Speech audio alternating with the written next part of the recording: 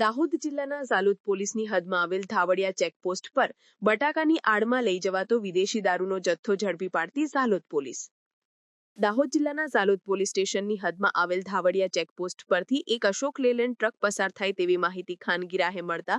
ધાવડિયા checkpost પર checking હાથ ધરતા એક અશોક લેલેન્ડ ટ્રકમાં બટાકાની આડમાં વિદેશી દારૂ ગુજરાતમાં ઘુસાડવાનો પ્રયાસ કરતો બુટલેગર ઝાલોદ પોલીસે ઝડપી પાડતા ઝાલોદ પોલીસને મળી સફળતા। ખૂબ મોટા પ્રમાણમાં જથ્થો ઝડપાયો। ઝાલોદ પોલીસે ભારતીય બનાવટમાં ઇંગ્લિશ દારૂ જેની કિંમત 78,70,203ના મુદ્દામાલ સાથે બે આરોપીને ઝડપી પાડ્યા। પકડાયેલ બંને આરોપીઓના નામ ગણેશ ભેરુલાલ ભીલ અને દેવેન્દ્રભાઈ પ્રકાશચંદ સાલવી હોવાનું જાણવા મળેલ છે, જ્યારે ન પકડાયેલ આરોપી રતનલાલ કુમાવતને ઝડપી પાડવાના ચક્રો ગતિમાન કરવામાં આવ્યા છે।